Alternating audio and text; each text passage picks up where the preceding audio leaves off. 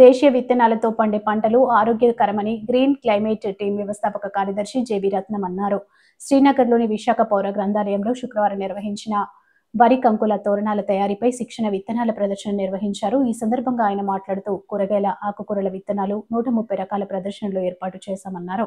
దేశీయ విత్తనాల సేకరణ, పునరుత్పత్తికి ప్రతి ఒక్కరూ సహకరించాలని కోరారు. మన ఆరోగ్యం మన చేతుల్లోనే ఉందన్నారు. ప్రదర్శనలో పలు రకాల దేశీయ కూరగాయలు, చిరు, పప్పు ధాన్యాలు, విత్తనాలు ఉంచారు. భారతదేశంలో వ్యవసాయం అనేది మొదలై 10,000 సంవత్సరాలు అవుతుంది. 10,000 సంవత్సరాల కిందట దేశీయ విత్తన సంపత్తిని ఎలా దాచుకున్నారు, దేశీయ విత్తన సంపత్తిని ఎలా సేకరించారు, ఇవన్నీ మర్చిపోయి మనము పూర్తిగా హైబ్రిడ్, జెనెటికలీ మాడిఫైడ్కి వెళ్ళిపోతున్నాం.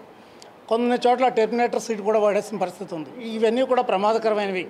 కాబట్టి మన దేశీయ విత్తన సంపత్తిని మనం తిరిగి రివైవ్ చేయాలనే ఆలోచనతో గడిచిన 25 ఏళ్ళుగా మనం ప్రయత్నం చేస్తున్నాం. ఇప్పుడు వంకాయ అంటే చాలామందికి 3-4 రకాలు తెలుసు.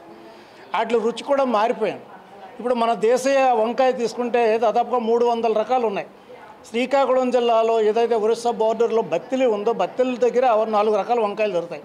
అలాగే పాడలి ప్రాంతంలో ఒక రకమైన వంకాయ దొరుకుతుంది. మన విశాఖ జిల్లా వెల్లంకిలో ఒక రకమైన వంకాయ దొరుకుతుంది. ఇవన్నీ కూడా ఒక్కొక్క రకమైన వంకాయ పచ్చడికి, ఒక రకమైన వంకాయ కూరకి, ఒక రకమైన వంకాయ దప్పడానికి, వేపుడికి, ఇట్లా డిఫరెంట్గా ఉండే వంకాయలు ఉన్నాయి.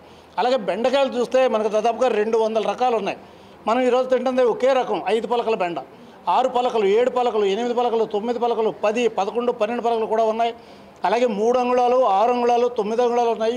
వీటి తాలూకు రుచి కూడా డిఫరెంట్గా ఉంటుంది.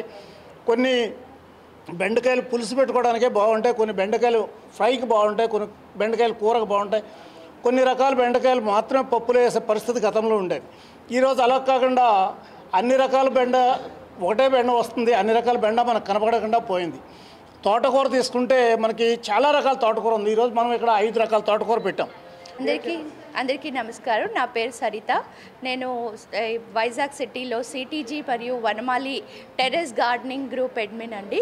మేము ఇవాళ ఈ బయోడైవర్సిటీ వారోత్సవాల సందర్భంగా పిచ్చుకలకి మరియు అంతరించిపోతున్న ఇతర పక్షులకి కూడా తిండి గింజలు, అలాగే ఆవాసం కల్పించాలనే అవేర్నెస్ కల్పిస్తున్నామని, దానిలో భాగంగా ప్రతి ఒక్కరూ కూడా తమ ఇంటి వద్ద పక్షులకి ఏదైతే గూళ్ళు, అలాగే తాగడానికి, తినడానికి ప్రొవైడ్ చేయాల్సిందిగా మేము అందరికీ కూడా అవేర్నెస్ కనిపిస్తున్నాం.